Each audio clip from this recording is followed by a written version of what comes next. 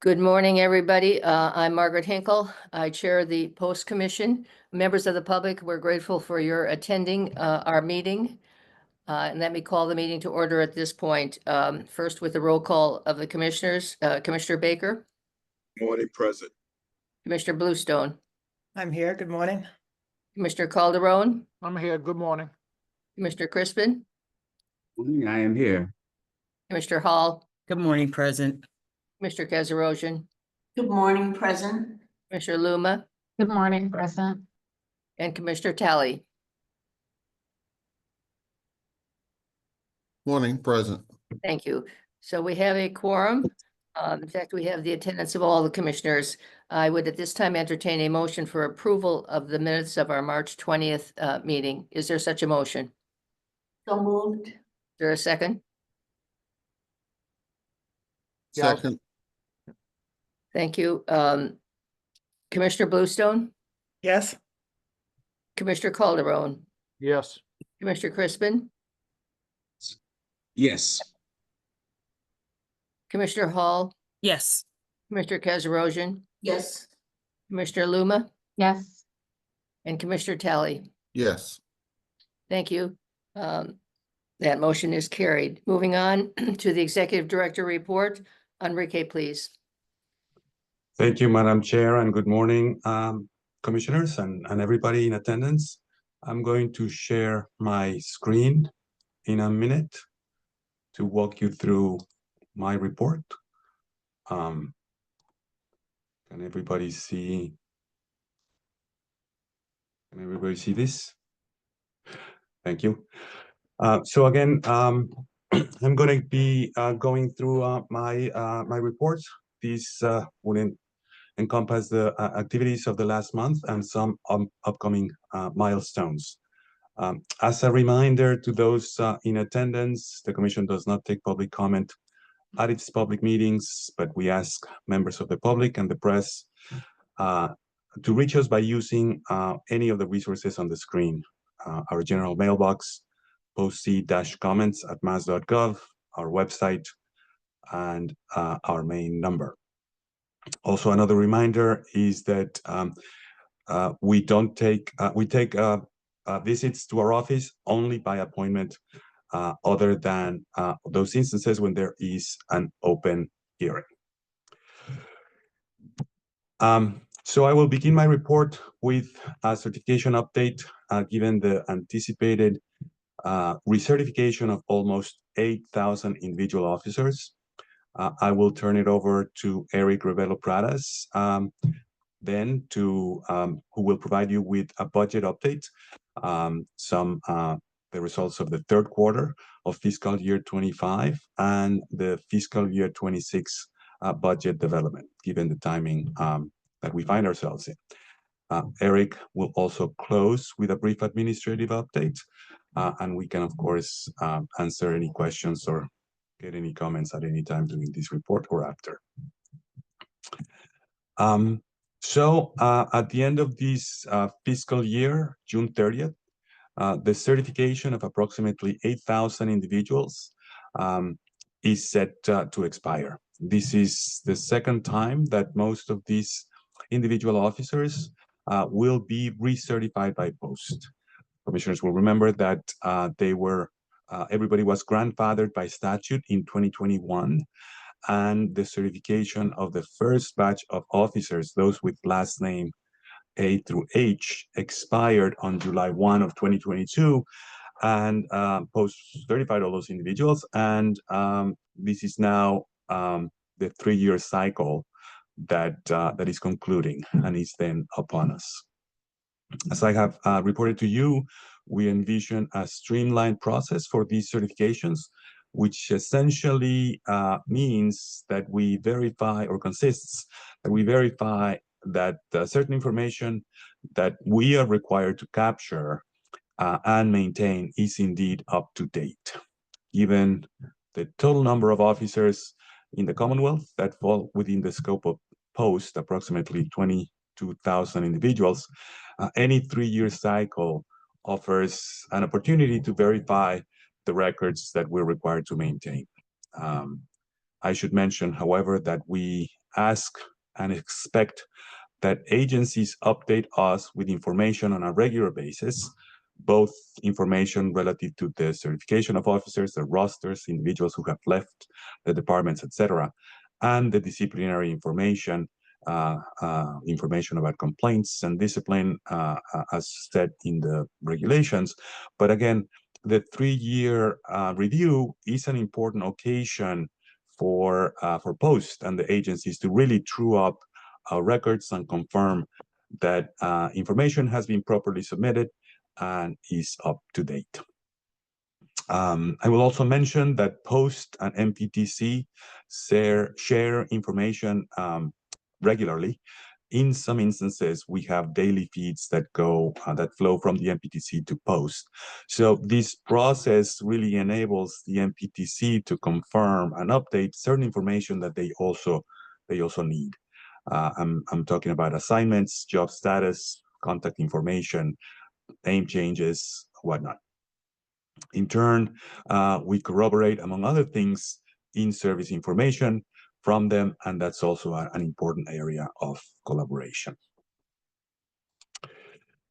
So the certification and the information technology teams have been implementing the necessary changes to the portal in recent weeks and are working towards an opening of the portal on May 5th. That would be a Monday, May 5th. The work in anticipation of this date includes reaching out to agencies to confirm the credentials and verify that there are authorized users and their information is also up to date. Specifically, we can see who the users are who have not logged into our portal in the recent past. And for a variety of reasons, including safeguarding of the data, we reach out to agencies and individuals to confirm whether they still require that access. If we don't hear from them, we will take that access out and we'll ask for them to resubmit requests for access.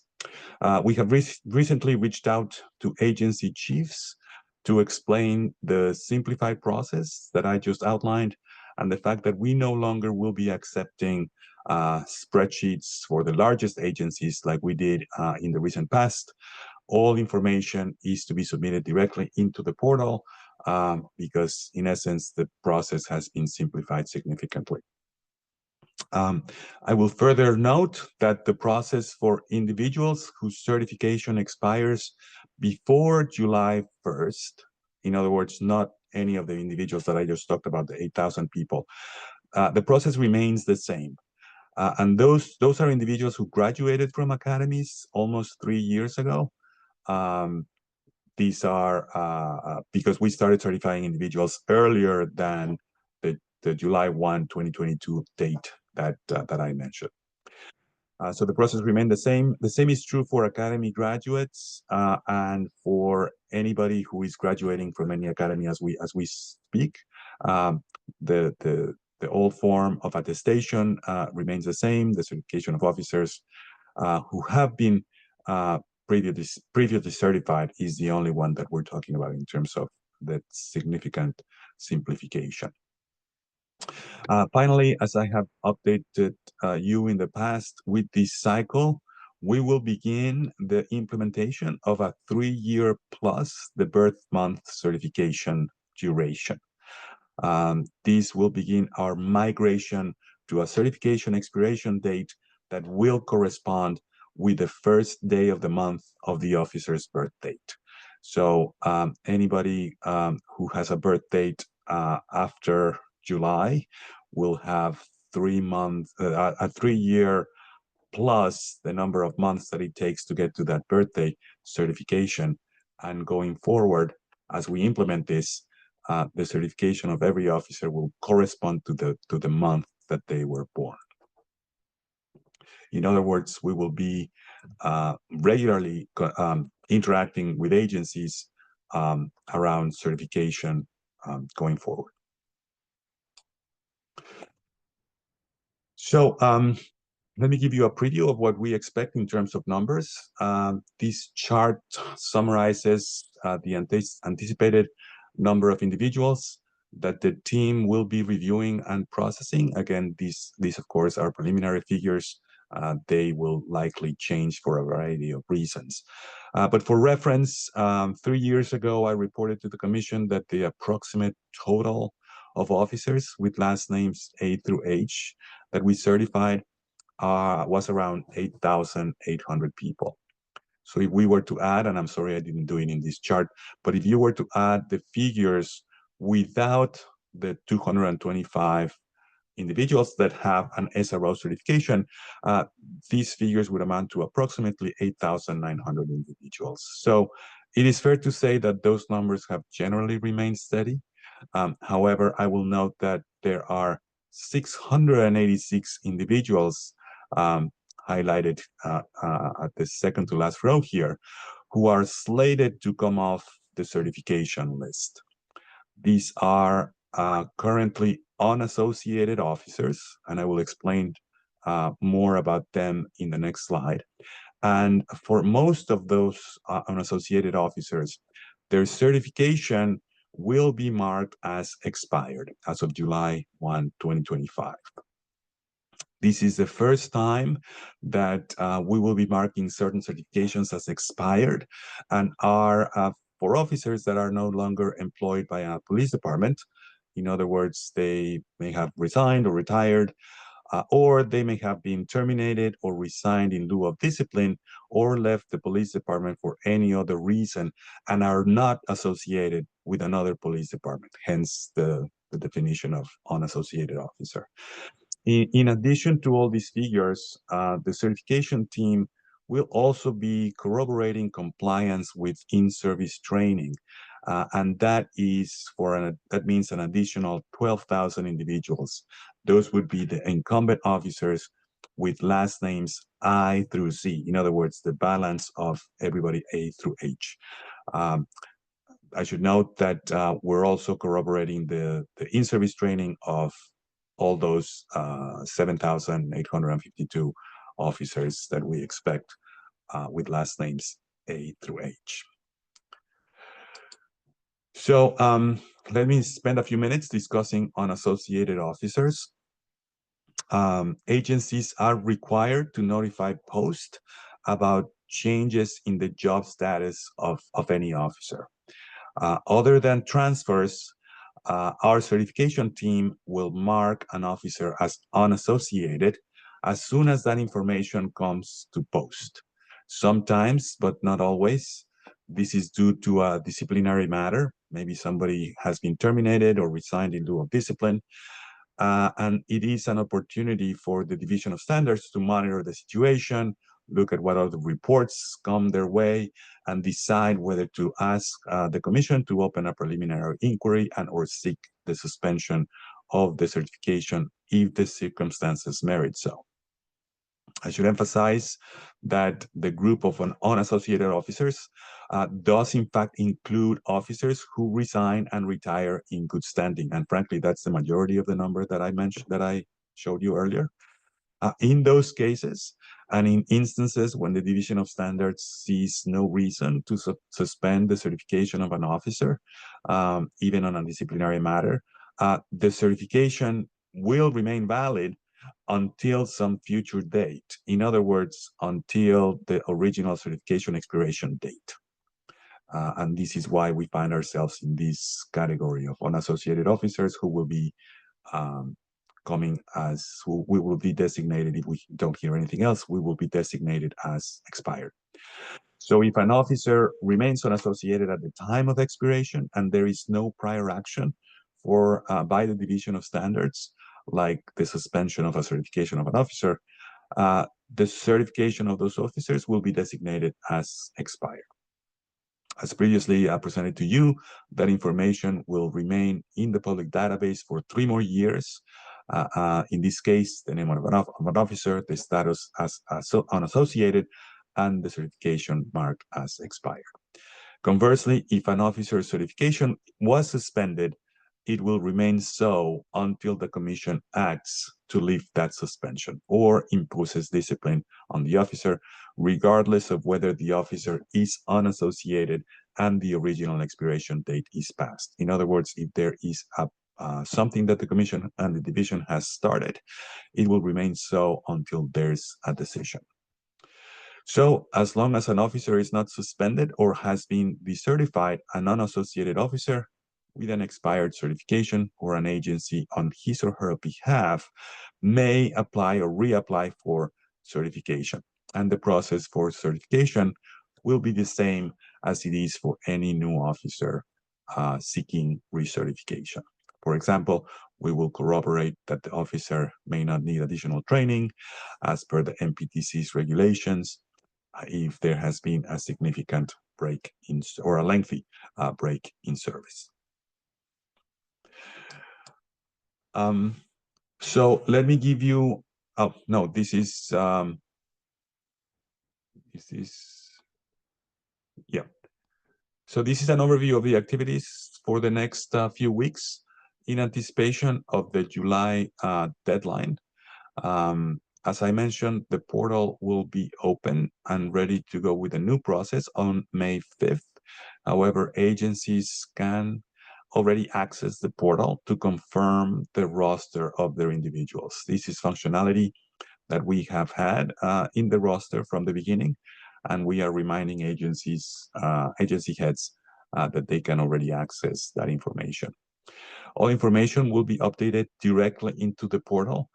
As I mentioned earlier, we are no longer offering special import for the very large agencies.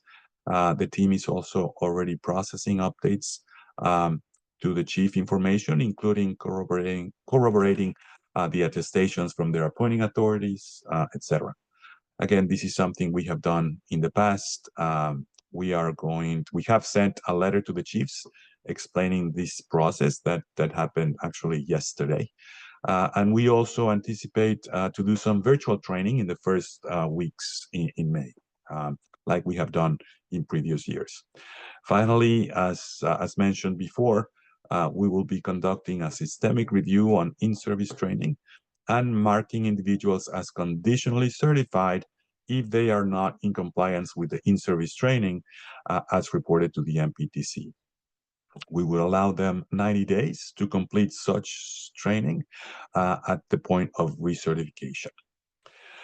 Let me pause here before I turn it over to Eric Ravelo Pradas and see if there are any questions from commissioners, or if we can move to the budget update. Okay, seeing none. Eric, are you there? I am. Yep. Go right ahead. Okay, thank you very much, Enrique. Just for FY25, we just finished the third quarter at the end of March. So 2/3 of our budget is committed to date.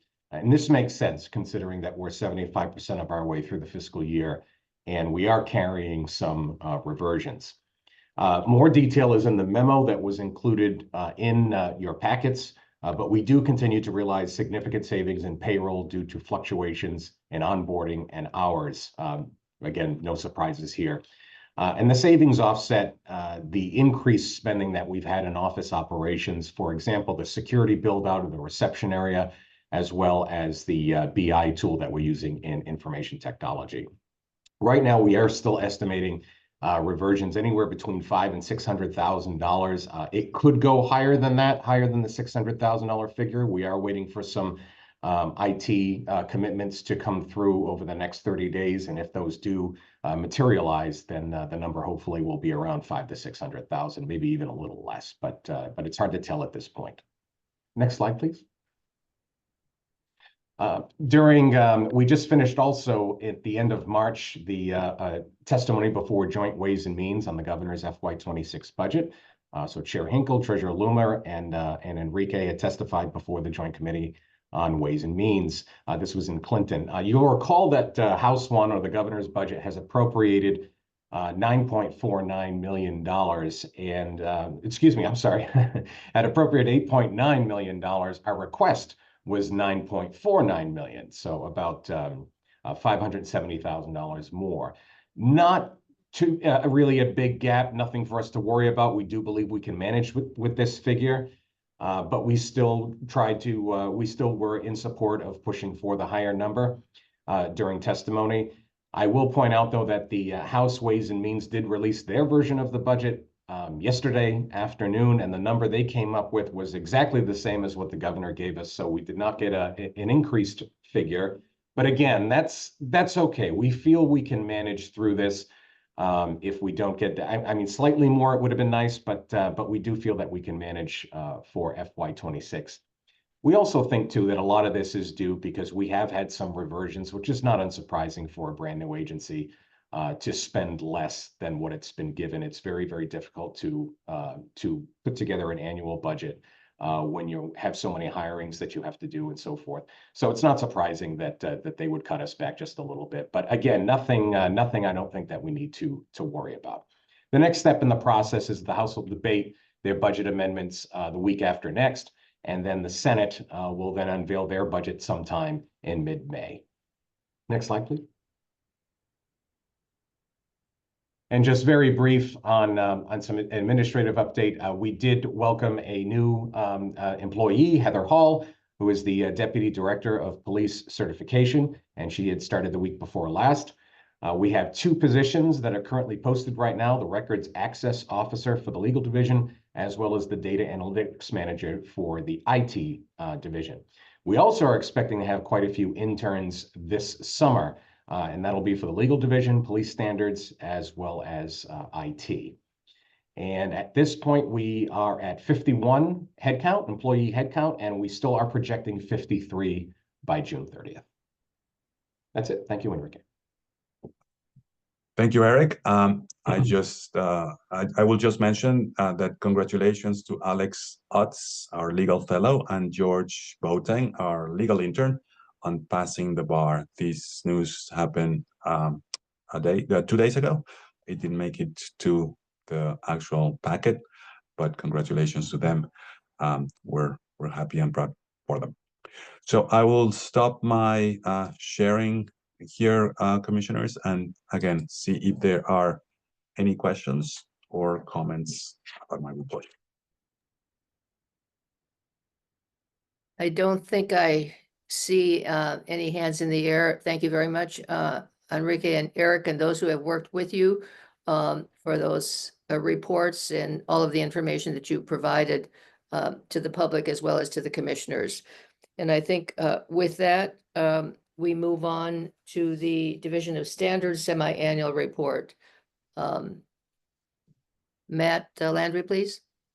Good morning, commissioners. I'm going to put up a couple slides here. And are you able to see that?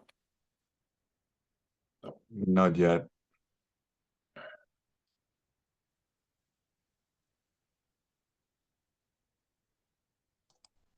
Yeah, there you go. Okay. Yes. All right. So good morning again, commissioners. On behalf of the Division of Police Standards, I want to provide just a brief update as to the ongoing work that's being done by the team with respect to our intake and review of complaints, and also our caseload of investigations and disciplinary matters. I'm going to have 2 slides which are consistent with the format of my past updates. So I'll first update you on the complaint caseload. So as you know, the division receives complaints from members of the public. We receive those directly from our online web form, which is http://policecomplaints.mass.gov. We also receive them via other means such as telephone or mail.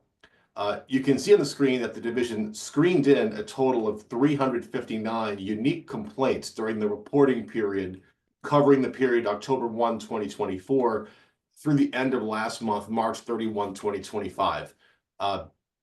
We still are receiving new complaints from the public at the rate of approximately 30 a week.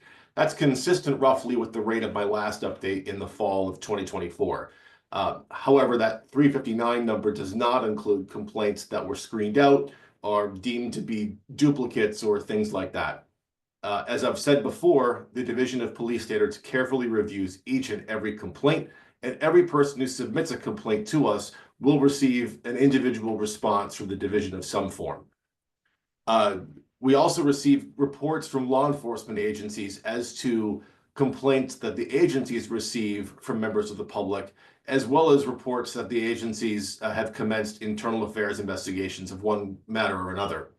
So during the same reporting period that's shown on the screen, the division received 410 of those reports from agencies. Pursuant to the Commission's enabling statute and regulations, the division carefully monitors the progress of those internal affairs investigations. We review each case at least twice. We review it immediately when the complaint itself is filed with the Commission, and again, once the agency has finalized its investigation and has reported discipline to the Commission. We review that for the purpose of deciding whether to recommend further action to the Commission. And as you can see, the agencies are reporting these matters at the rate of approximately 17 matters per week. This is an increase from the rate that I last reported in the fall. I had said at that time that agencies reported approximately 10 complaints per week. I think anecdotally, I could say that the continued rollout of the law enforcement agency portal, as well as the education and training that members of our team are doing with the agencies on a day-by-day basis, I think those are some reasons why I think that number might have increased recently. So from that standpoint, I think it's a positive development that the agencies are appear to be increasing their compliance with the reporting requirements in that respect. I see Commissioner Luma, you may have a question. Yeah, I do. I didn't know if you were finished. I'm sorry. I was just making sure my hand worked, but I'll ask it anyway. So in regards to the public complaints, have any of them resulted in further investigation by our agency or further action? Yes. Okay, thank you. All right. That was that first slide. I'm going to move on to the next one.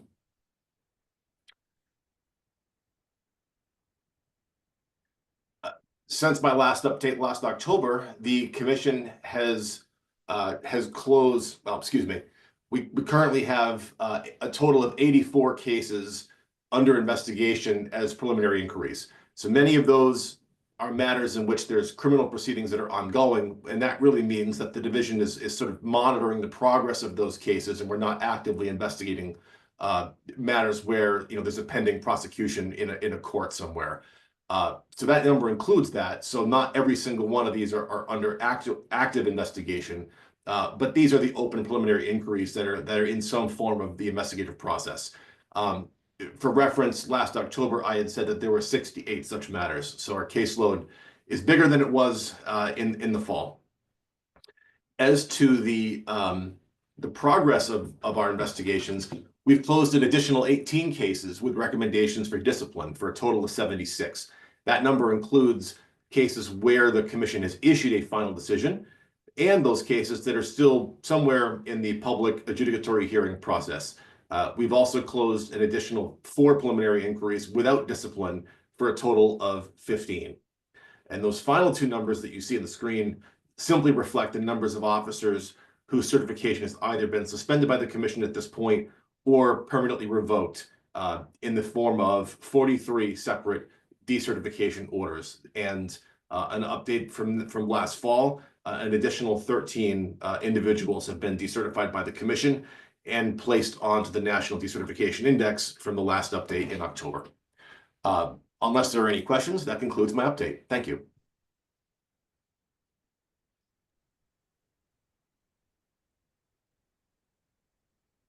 Thank you, Matt, and those who work in standards with you. We certainly appreciate that information and the progress that has been made as you've outlined it. I think with that, we move on to the legal update, and I turn it at this point over to Randy Ravitz, our General Counsel. Thank you, Madam Chair. I will turn the floor over to Counsel Annie Lee. Thank you. Good morning, Madam Chairs and Commissioners. Let me just start sharing my screen.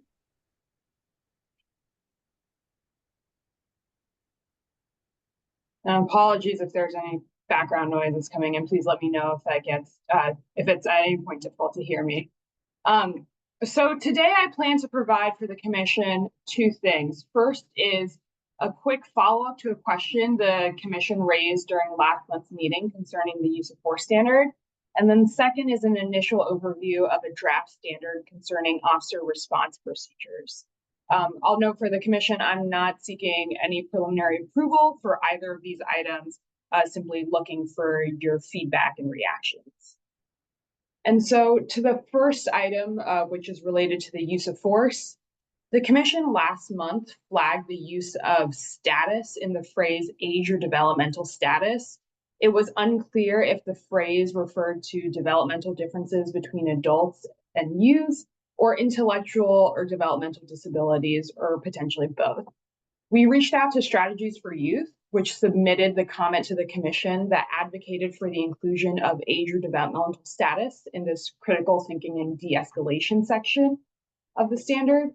They indicated that when they use the phrase age or developmental status, they were referring to the developmental differences between adults and youth, and not intellectual or developmental disabilities, which might otherwise be covered by the phrase before it, mental or physical condition. They instead suggested that age or developmental maturity might be more clear and avoid any confusion that status may create. And so that is the brief update I have for the commission on the use of force standard. If there are any questions or reactions, I'd be happy to try to address those now. Otherwise, if there are none, happy to move on to the next item.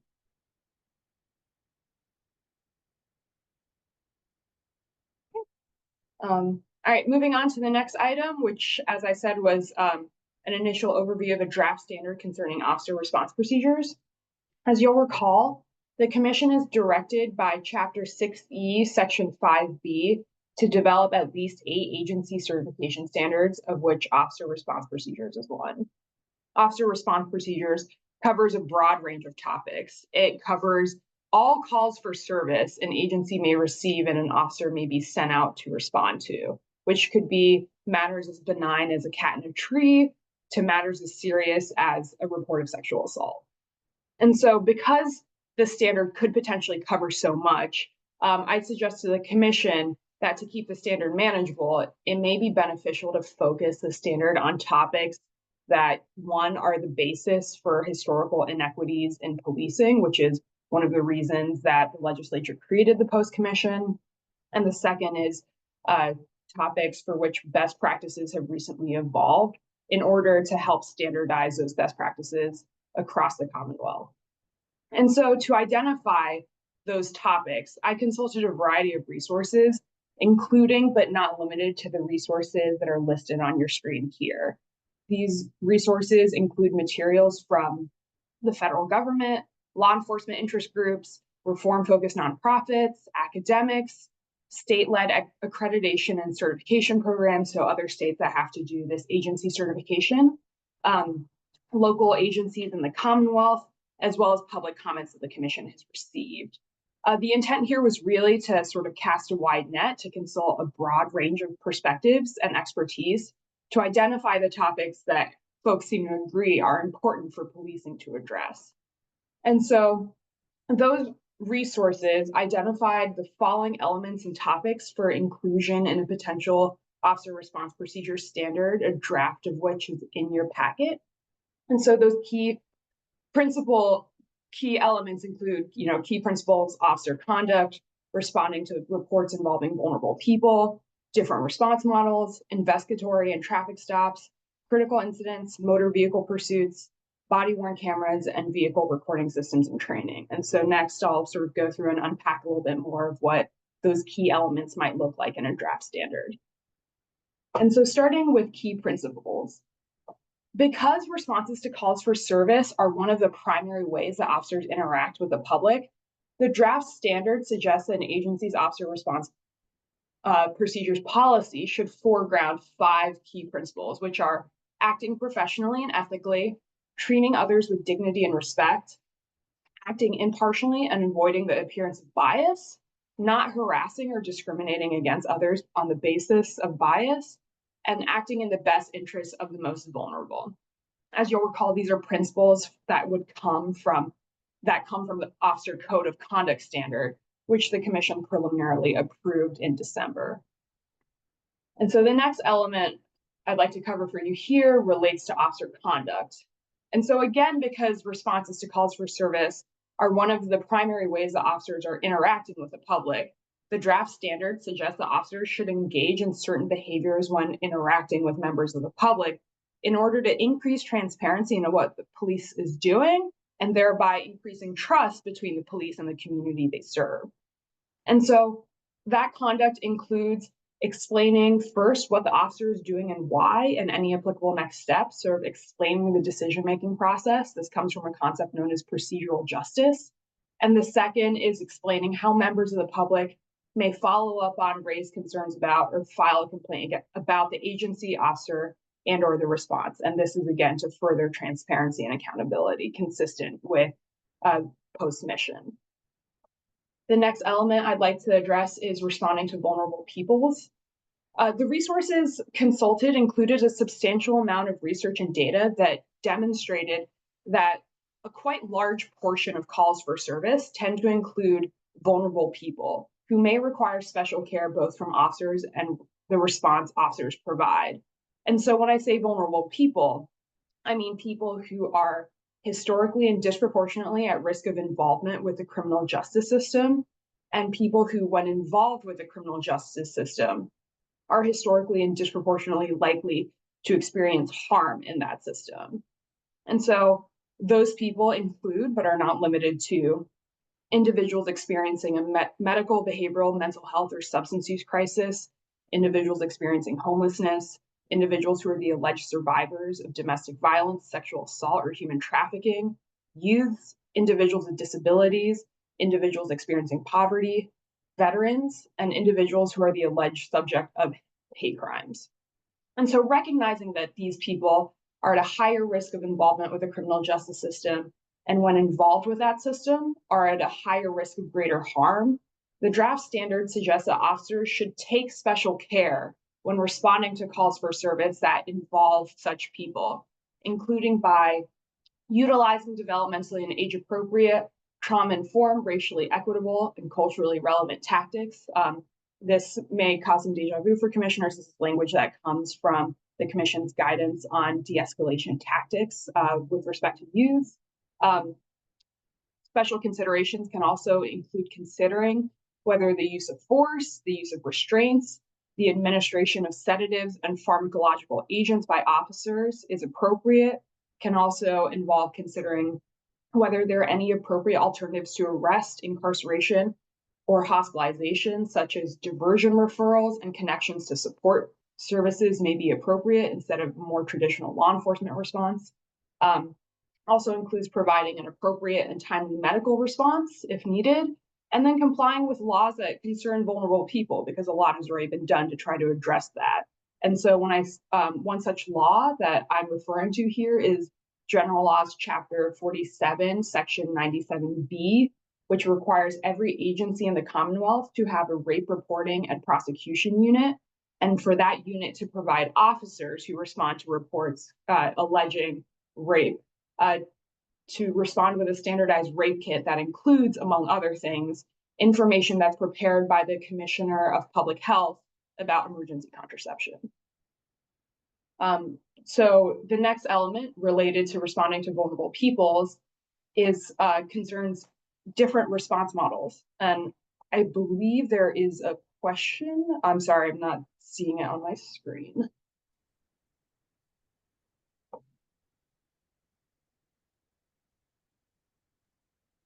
If there's a question, I'm happy to address it, but otherwise, if there's not, and I'm wrong about that, happy to keep on with it. Hi, I Go did ahead.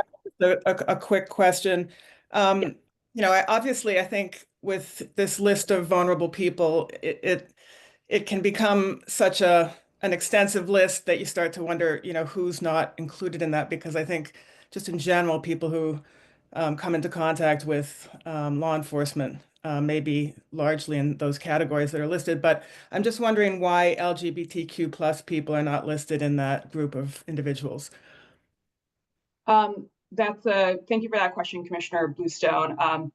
No deliberate reason. I think it must have been an oversight. If that is something that you would like to see, if the commission would like to see included in this list, happy to add that.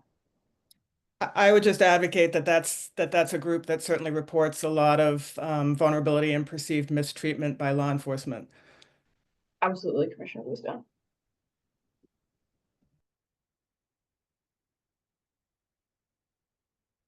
Thank you. So when I'll address next steps at the end of the presentation, but certainly anticipate that we'll be coming back with revisions. And so when we come back with revisions at a future meeting, I'll be sure to include that revision for the commission. All right, thank you. All right. The next piece I wanted to address related to officer response procedures is different response models. And so in recognition of the effects of policing on vulnerable people, as you previously heard, many municipalities and agencies have implemented different response models in an effort to better serve vulnerable people outside the criminal justice system. And so different response models is not a term of art because response models can take many forms and go by many names. But generally, these are models that attempt to utilize unarmed, professionally trained behavioral health professionals to respond to calls for service with or without an officer. Some may be entirely civilian, some may be a mix of civilian and officer, some may be officers that are specially trained.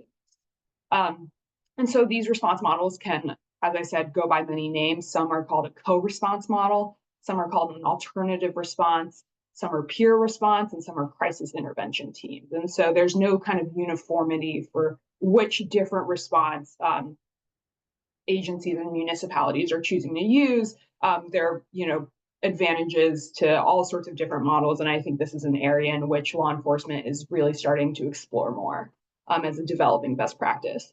And so different response models, even though they're kind of just starting or something that's still being developed, preliminarily, they appear to be something that's worked well for many communities and that law enforcement is excited about.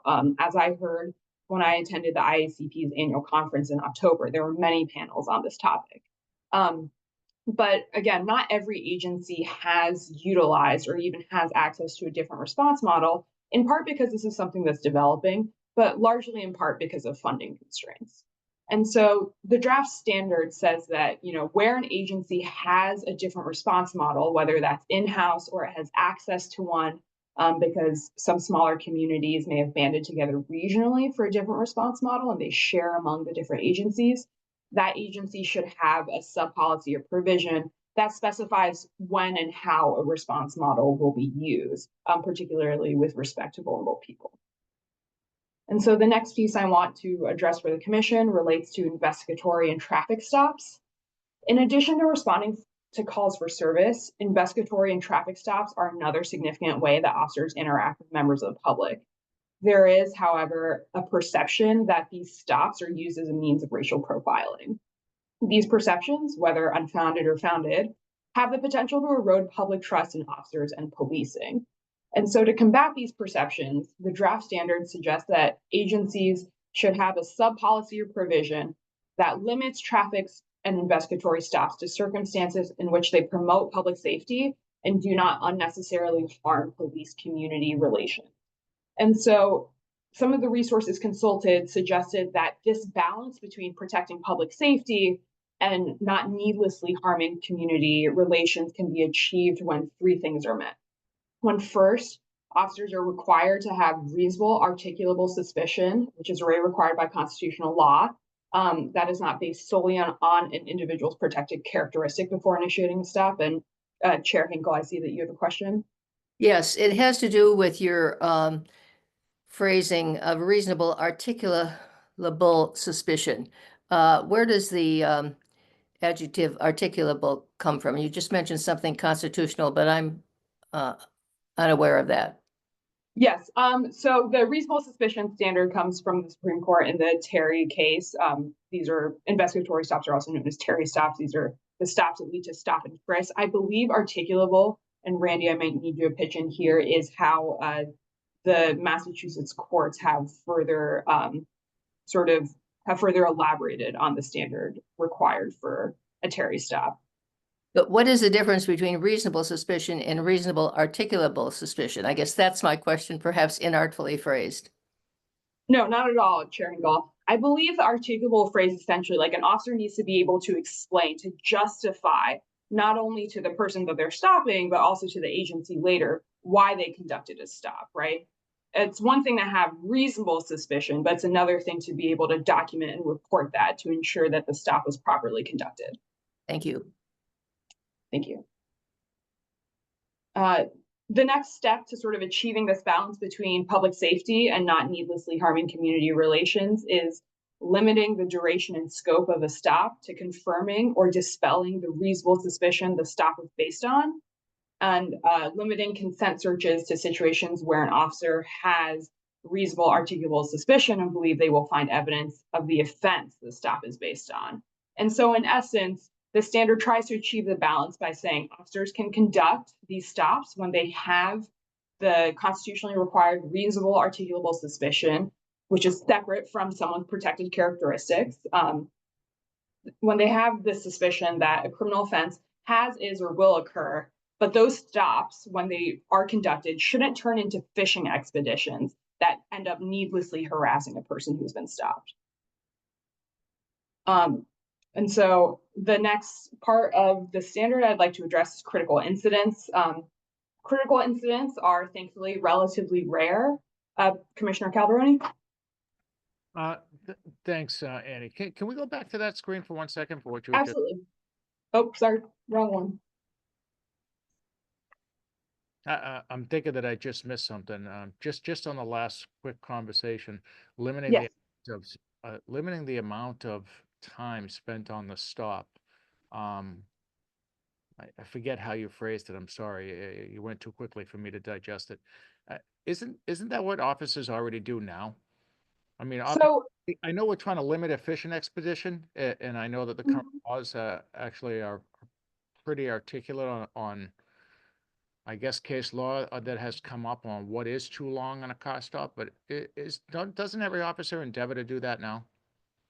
I think absolutely the hope is that officers endeavor to do so. And the hope is that by articulating it in this standard, it's making clear to officers, but also to the public, what they can reasonably expect during a stop.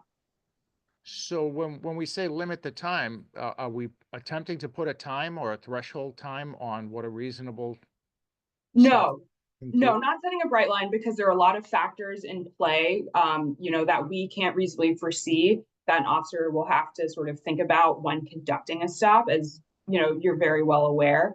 It's more so of kind of just a balancing of, if there's a stop that's conducted, an officer should, try to sort of achieve this balancing between protecting public safety and not sort of turning this into a fishing expedition and inconveniencing the person that they've stopped more than necessary.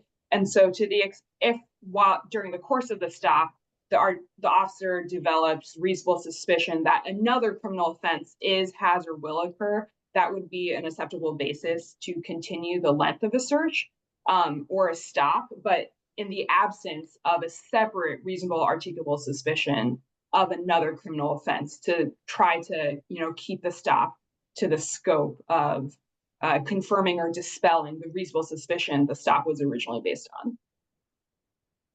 Okay, I'm still failing to see why we even have that in this portion, but because that's what officers do every day, and then when it ends up in court, the courts make a decision based upon each stop or each complaint. So it sounds redundant to me, and it sounds like we're putting more language that already exists in, and I think it's going to create a massive amount of confusion for officers out on the street that are actually conducting these car stops, because I've been on for 31 years, and was part of the traffic enforcement division. I'm a certified reconstructionist, and even I'm confused on why we're trying to state the obvious of what we do every day. But maybe my co-workers can chime in. I see Marsha's hand up there. Thanks, Annie. I believe Commissioner Kazarosian raised her hand first, and then Commissioner Baker. Okay, and I just, I understand your position, Larry, and the only thing that struck me is when Annie explained that, it's important, and I think it is, for the public to understand that this is what police officers are doing and what's expected of them. And sometimes I think the public doesn't get the full picture of what actually is done and what the officers are considering when they're out there and how they have to do things. And I think it might be important to have it in there so that the public is aware that these are the things that law enforcement does during these stops, and that it's not that it isn't considered, and it's not that these aren't things that they do without guidelines and without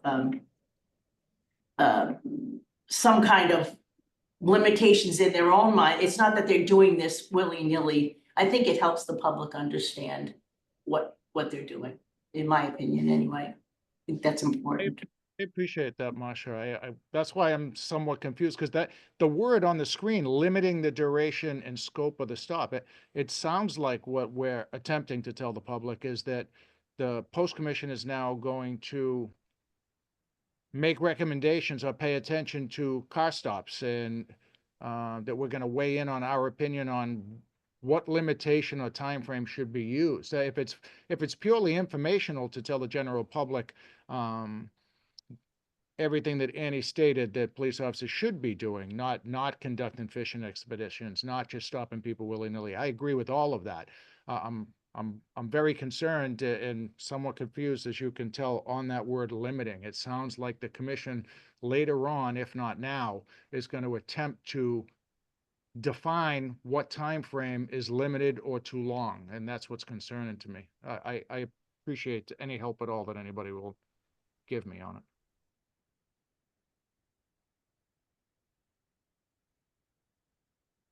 Commissioner Calderone is certainly happy to, go back. I don't have an answer for you right now, but certainly happy to go back and see if there was where to revise or clarify that to make clear. But Commissioner Baker, I don't know if you were going to respond to Commissioner Calderon or Commissioner Calderone. Yeah, I was actually, I had a few questions. I was going to wait, but I guess we should probably start chiming in here now. I actually even want to go back another slide before that, back to the vulnerable people. And this is more of a statement than, a statement that I want on the record. I agree with all that. And I agree with Commissioner Bluestone. There's probably several more people that you can put in that vulnerable category. With that being said, all the things that you described in that slide, and then you went to all the things that police officers in general and departments are doing, we go above and beyond. And I actually want to do more of the co-response and other alternatives to dealing with vulnerable people. But the record needs to show that police departments are doing a great job with that. But the state, like you said, the funding is not on the same board that we are. So we want to increase what we do. We want to increase the training to deal with vulnerable people and to provide services. And those are being beyond cut and slashed. So obviously this isn't for that criteria, but I need to get that on the record where everything that you're saying we are doing and we want to do more, but yet we're not being funded for it. And then again, I immediately perked up with the wording of the limiting of stops. Everything you said, we strive not to do, and it's in the law. And like Commissioner Calderon stated, we agree with you. But the same way we started off this topic with wording of certain groups, the wording of the stop, the way I'm seeing this is that you're telling officers to limit their activity. I don't disagree. Yes, you should not be on a fishing expedition. But if it's a day where there's a lot of criminal activity, are we now saying you cannot conduct more than one criminal stop that day? This wording is very tough. I think people do need an explanation that we don't do these things, but this wording, I disagree with this as well. It's almost like you're correcting that we're doing this behavior, and if it were not for this policy, and you put in a time limit or amount of stops that it's being corrected. I just have to chime in now. See that Commissioner Crispin raised his hand. Just one, if I may, just one quick thing to respond to your sort of comments, Commissioner Baker and also Commissioner Calderone. I think it's it's important for the standards, right? These are minimum standards for all agencies across the Commonwealth. So Commissioner Calderoni, when you say, it seems obvious, all officers are already doing that. I think that's, fantastic. But at the same time, to Commissioner Calderosian's point, the intent here is to really sort of set baseline expectations. This is the absolute minimum that officers should be doing, which of course is complying with the law. And so to the extent that can be articulated to the benefit of many folks, including the public, I think there is a utility in that. But certainly Commissioner Baker, Commissioner Calderoni want to make clear that the suggestion is not that police are trying to do things willy-nilly, trying to abuse their authority and conduct phishing expeditions. It's really just to try to sort of articulate the baseline minimum acceptable standards.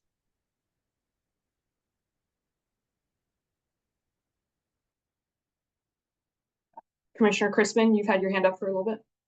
Real briefly, I can see why my colleagues would be somewhat taken aback by this, but I think the wording is consistent with the law and case law, so I don't worry too much about it, because I think at the end of the day, it's our job to educate the public. We know what officers do, what they're supposed to do. We know that the vast majority of them do that, but I think it's important also that we put out these standards, that it's a reminder to officers and also to the public to let them know what the expectation is of officers. Thank you, Commissioner Crispin.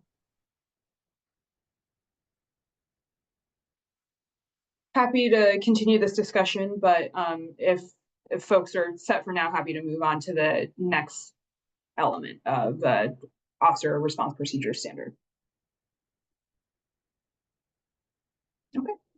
All right. So, and of course, if there are any questions or reactions that come up later, please don't hesitate to raise your hand. All right. So the next part of an officer response procedure standard I'd like to address is critical incidents. These are thankfully relatively rare, but when I say critical incidents, I'm referring to sudden or progressive developments or events that require immediate law enforcement attention and action. These are thankfully rare events, but when they happen, they pose substantial risk to the public and officers and include a high risk of liability to agencies. And so these are things like disaster-related emergencies. I'm sure all of us here at the commission can think of, flooding that has sometimes occurred, or also terrible snowstorms, active shooter scenarios, search and rescue efforts, anti-terrorism. These are all things relatively rare again, but of course, when they happen, are very high stakes. And so to ensure that agencies and officers are prepared to respond in the event of these critical incidents, the draft standard suggests that agencies should include as part of their officer response procedures policy a sub-policy or provision concerning responding to reports of critical incidents. Related is also motor vehicle pursuits. These are, again, low probability but high risk events for the public and officers. And so to ensure that agencies and officers are prepared to engage in motor vehicle pursuits, the draft standard suggests that agencies should have a sub-policy or provision so that officers know what is appropriate and under what circumstances. And so that includes the initiation and termination of a motor vehicle pursuit, inter-jurisdictional motor vehicle pursuits, and the use of roadblocks or other methods of forcibly stopping a motor vehicle. And so going back to Commissioner Baker and Commissioner Calderoni, these are things that agencies already have policies on, that agencies have already thought about. This is, again, just articulating as sort of a baseline minimum that agencies should have a policy, a sub-policy or provision that addresses this, just to make sure that agencies are prepared.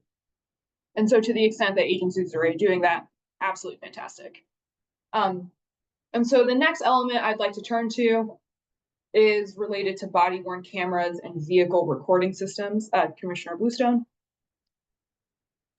So I just wanted to go back to critical incidents again and just ask a clarifying question. Do you mean, when you talk about critical incidents, are you talking about emergency incidents? Or are you talking about critical incidents that are kind of classified by law enforcement as events that officers would need debriefing from? I think probably a little bit more of a mix of the two. Here I might have to sort of ask the commissioners with law enforcement experience to sort of speak to their understandings of this.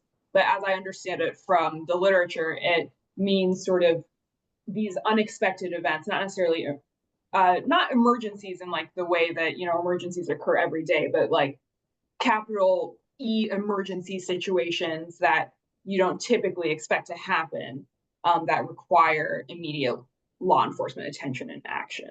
I'm not sure if that's answering your question. I'm happy to come back at a later meeting with a more fleshed out response. I think that it might be worth clarifying that because I think emergency incidents are rare, but critical incidents themselves are actually very common for law enforcement officers. So they probably, you know, occur almost on a monthly basis for most law enforcement officers. So critical incidents, and there's a very specific list of those in Massachusetts that would warrant debriefing of officers. Those are common events. And I think you might be referring to other kinds of events, and it just should be clarified. Absolutely. Commissioner Baker?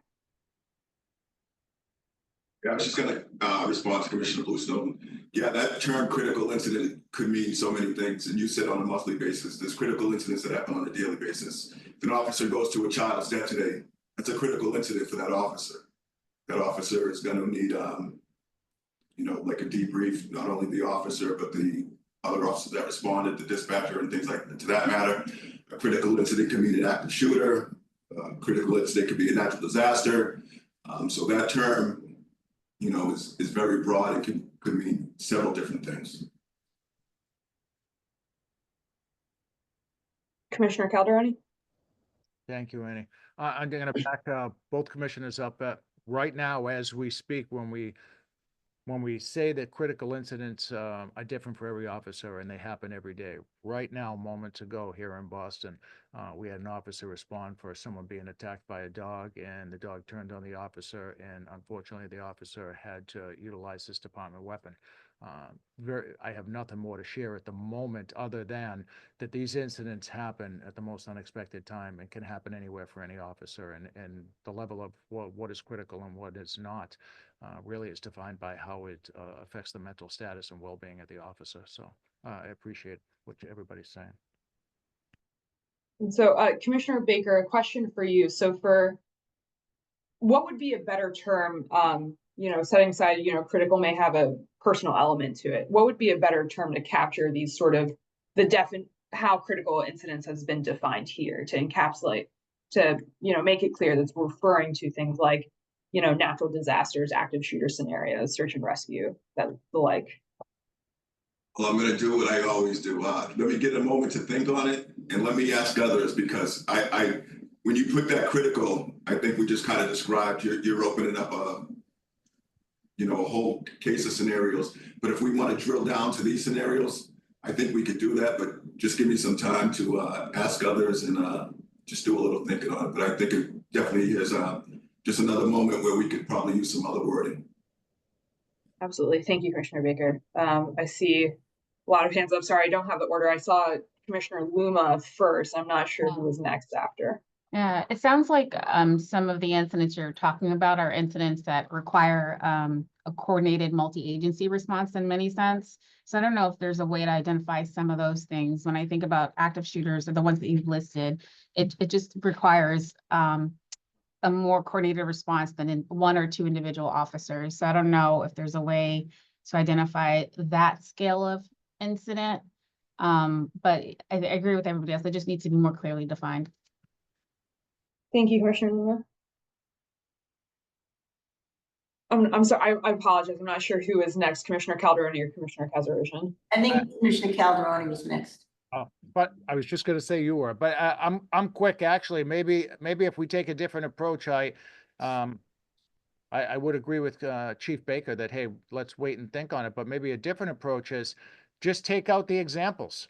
I see what we're trying to do, but if we're all in agreement that critical incidents are defined by the officers that respond and the department's capability of handling them, what's critical for a smaller community might not be critical for the state police or here in Boston or some of the larger departments. So maybe we take the examples out, leave it critical incidents with the descriptions you have in both in both bullet points, but take out examples that we're giving people, because critical incidents can mean many different responses for different communities. I don't know if that's helpful, but. Very well said. Thank you. Actually, that makes sense to me too. I was going to suggest maybe take out, instead of calling them critical incidents, call them disaster-related incidents or disaster-related emergencies, but you know better than I do to make it more appropriate for smaller and larger agencies, so. I think that if we just take out the examples, don't try to give examples to departments, because departments are defined differently on how they respond, and again, what their capabilities are not. In one community, an active shooter might mean that they need assistance from surrounding law enforcement agencies, whereas in different agencies they don't. So I think if we don't try to give examples, but still maintain the 2 bullet points, call it critical incidents because they are critical at different stages, I think that's the way to go. And it sounds like we're all in agreement on it, but I don't want to put words in anybody's mouth. It's just a good suggestion.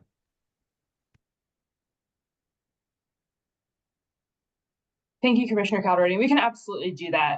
And I have here in front of me the drafted language. And so the second sentence has examples. We could strike that. And so the first sentence would just read, critical incident means a sudden or progressive development or event that requires immediate law enforcement attention and decisive action to prevent or minimize any negative impact on the health, safety, or welfare of others. And so perhaps I would be flexible enough to sort of allow every agency to sort of define for itself what are critical incidents. Sounds good to me. Thank you. As long as the other commissioners are in agreement, I think that's a better approach.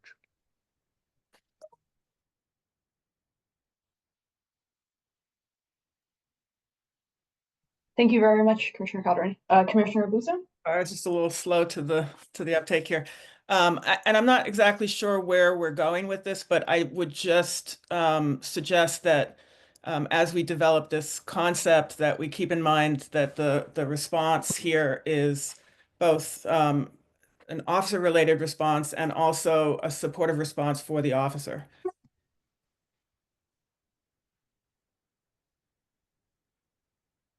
Yes, absolutely, Commissioner Bluestone. Thank you. Okay. Any further comments, questions, reactions on this section? Can return to our penultimate element, which is body-worn cameras and vehicle recording systems. Right. And so as you're all aware, in recent years, many agencies have purchased body-worn cameras and installed in-car audio and or video recording systems in efforts to promote transparency and accountability in policing. But these efforts are most successful when agencies are clear about when cameras and systems are going to be used and how the records from those cameras and systems will be saved, protected, and used. And so, again, because not every agency has access to these because of funding issues, the draft standard suggests that when an agency has access to body-worn cameras and or in-car audio video recording systems, the agency should have a sub-policy or provision that details first the circumstances under which these cameras and systems will be activated, and then second, when they'll be deactivated. Third, requirements for the downloading or uploading of recordings, so they're not just saved on the device, they're stored somewhere central in the agency. Prohibitions from the editing, altering, or erasing of any recordings to protect the integrity of these recordings. Terms concerning the security, access, storage, and retention of these recordings, because these recordings often involve a lot of incredibly personal and private information, especially for the public, the member of the public who may have been captured on the recording. And then lastly, requirements to make available these recordings in accordance with all applicable laws, rules, regulations, orders, subpoenas, or civil investigative demands, because there are many uses to these. And so this standards is really just sort of saying, if you have a body worn camera or vehicle recording system, just think thoroughly about how it's going to be used, how that information is going to be protected, and then to what extent or when is it appropriate to share it with third-party entities that may need it. And then lastly, training. This is included in every standard that's been presented to ensure compliance with the agency's officer response procedures policy. The draft standard suggests that agencies should ensure that all officers are trained in officer response procedures in accordance with all applicable training requirements, including those set by the MPTC. And so that concludes my presentation. I will take down my screen. I'm happy to take any further questions, reactions. I can go back to any part of the presentation if that would be helpful as well. Thank you very much, Annie, for that extremely detailed and thorough presentation. I don't think I see any additional hands in the air at this point. I think you've had a healthy discussion and questioning from my fellow members of the commission as to the language. And I think with that, we move on to the next item on the agenda, the relinquishment of certification, and over to Randy, please. Thank you very much, and thank you, Annie, for that very thorough presentation. We are reintroducing a proposed policy that was discussed at the last commission meeting, and this time we'll be asking for a vote to approve it. The policy would provide a way for an individual to voluntarily relinquish a certification as a law enforcement officer while building in certain safeguards in case that individual has engaged in any misconduct that might warrant action by the commission. The draft policy is included in the meeting packet.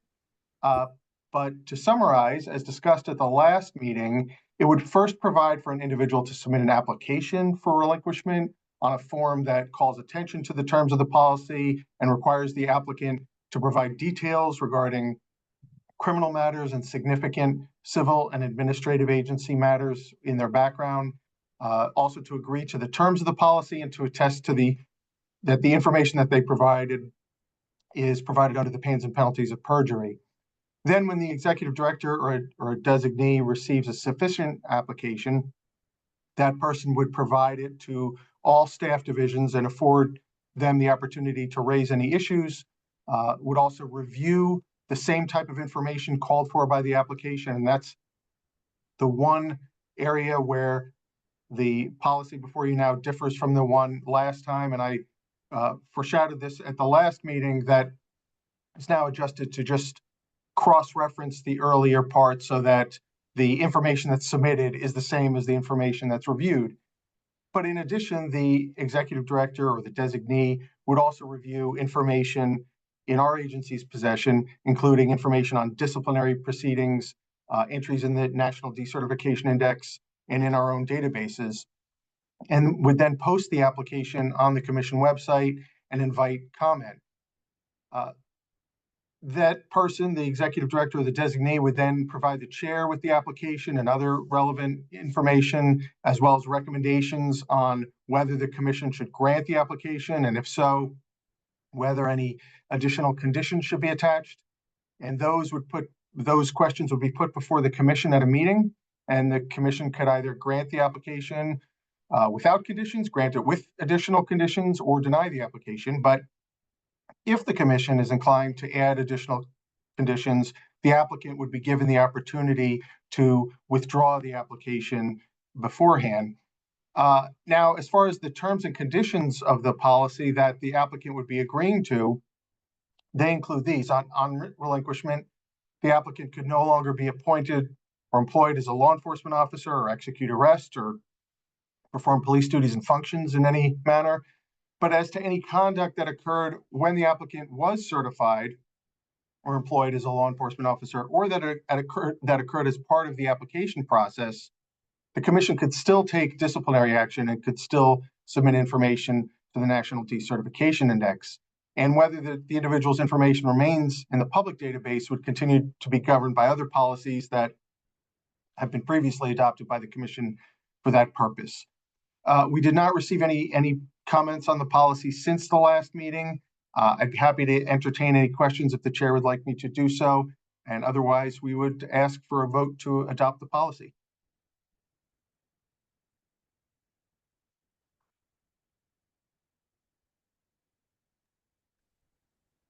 I don't think I see any indication of questions or comments.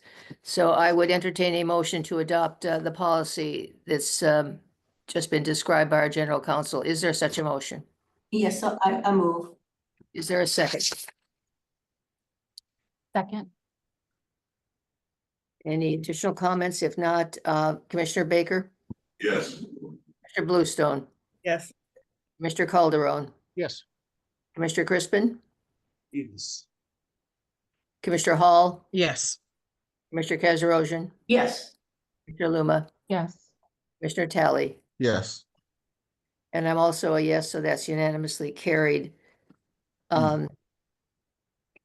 And I think with that, we move on the agenda to whether there are any matters not anticipated by the chair at the time of posting. The answer is no, and therefore I would entertain a motion at this point to go into executive session in accordance with General Laws, Chapter 38, Sections 21A1, to discuss the discipline or dismissal of complaints or charges brought against a public officer, employee, or an individual. Same statute, Section 21A5, to discuss the investigation of charges of criminal misconduct, or that same statute combined with General Laws, Chapter 6E, Sections 8C2, and to the extent that they may be applicable, General Laws, Chapter 6, Sections 168 and 178, to discuss the initiation of preliminary inquiries and initial staff review related to the same and regarding certain criminal offender record information, and General Laws, Chapter 38, Sections 21A7, combined with the same statutes, Sections 22 F and G, to discuss and approve the minutes of a prior executive session. We will be considering 3 reports of preliminary inquiry, 3 reports of requests by the Division of Standards to enter into a voluntary decertification or suspension agreement, an update on a preliminary inquiry matter, and Division of Standards request for approval to conduct preliminary inquiries in 6 cases. Is there a motion to go into executive session? So moved. Is there a second? second, Thank you. Commissioner Baker, please. Yes. Commissioner Bluestone, Yes. Mr. Calderon, Yes. Commissioner Crispin, Yes. Commissioner Hall, Yes. Mr. Kazarosian, yes. Mr. Luma, Yes. Commissioner Tally. Yes. I'm also affirmative. So with that, we will go into executive session. Commissioners will take a 5-minute break before we do that. Members of the public, we will not be resuming the public meeting after the executive session. Is there anything else we should address at this time? If not, Jamie, you provided the new Zoom link, correct? Correct. I sent it, yes. Thank you. We'll take just a 5-minute break, commissioners, and then on that new Zoom link, we'll reconvene. Thank you.